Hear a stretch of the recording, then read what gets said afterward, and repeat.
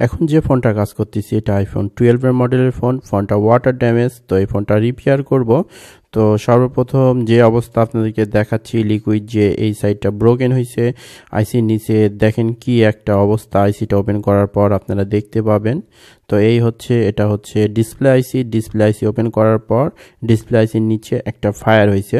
তো এটা হচ্ছে চার্জিং আইসিটা ওপেন করে দেখি চার্জিং আইসির কি অবস্থা।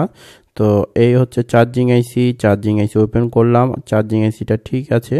তো সাধারণত আইফোনগুলি ওয়াটার ড্যামেজ হইলে এই সেটগুলির ভিতরে যে আইসিগুলি থাকে, যেগুলি গ্লাস আইসি, প্রতিটা আইসির নিচে ওয়াটার যে এই আইসিগুলি ড্যামেজ করে ফেলে। তো আমি আইসিগুলি রিপেয়ার করে দেখব। তো সর্বপ্রথম আইসিগুলি ওপেন করে নিছি। ওপেন করার পর যে এক্সট্রা লিড আছে, লিডগুলি সোল্ডারিং উইক দিয়ে ক্লিন অ্যান্ড ক্লিয়ার করে রিমুভ করে নিব। যে এক্সট্রা লিড থাকে, এই যে লিডগুলি সম্পূর্ণ ক্লিন অ্যান্ড ক্লিয়ার করে নিচ্ছি। প্লাস এনসি থিনার দিয়ে মাদারবোর্ডটা সুন্দর করে ওয়াশ করে নিচ্ছি, যাতে কোনো রকম এখানে লাইন যেন না শর্ট থাকে। তো এই যে one pin is a very bad quality হয়ে গেছে, এই যে দেখেন। তো ওই পিনটা ওকে হয়েছে। তো এই হচ্ছে লাইট আইসির অবস্থা বা ডিসপ্লে আইসির অবস্থা। Display IC one pin is broken. তো এই যে দেখেন ব্রোকেন, ওয়ান লাইন ব্রোকেন আছে। তো এই লাইনটা ফিক্স করব। তো ফিক্স কিভাবে করি তা দেখাচ্ছি। তো সর্বপ্রথম ওয়াশ করে নিলাম এবং একটা মাইক্রো জাম্পার করে দিলাম।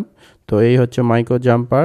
তো মাইক্রো জাম্পার যে সর্বপ্রথম আমরা সাধারণত মাইক্রো জাম্পার একদম নিখুঁত, মানে এই যে জাম্পারিংটা করি, জাম্পারিংয়ের জন্য আলাদা ওয়্যার আছে, ওই ওয়্যারটা দিয়ে আমরা মাইক্রো জাম্পার করি।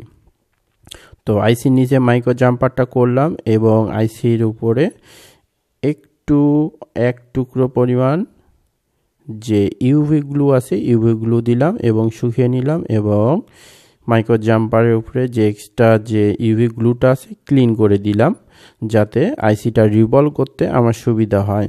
তো আইসিটা এখন রিভলভ করব। তো এটাই হচ্ছে ডিসপ্লে আইসি, এটাই হচ্ছে লাইট আইসি। তো এটা হচ্ছে এখন রিভলভ করব।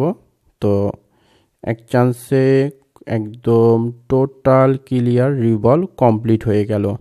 তো এখন দেখা যাক আসলে কি রিভলভটা কি পারফেক্টলি হয়েছে কি হয় নাই। তো একদম পারফেক্টলি রিভলভ হয়ে গেছে। এটা ডিসপ্লে আইসি বলে, এটা লাইট আইসি বলে, এটাই গ্রাফিক্স আইসি বলে।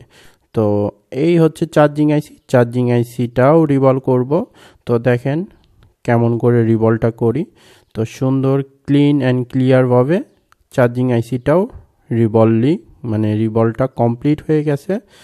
তো একদম এক টুকরো পরিমাণ ফ্লাক্স পেস্ট দিলাম এবং রিসোল্ডার করলাম, কমপ্লিটলি চার্জিং আইসি রিভলভ।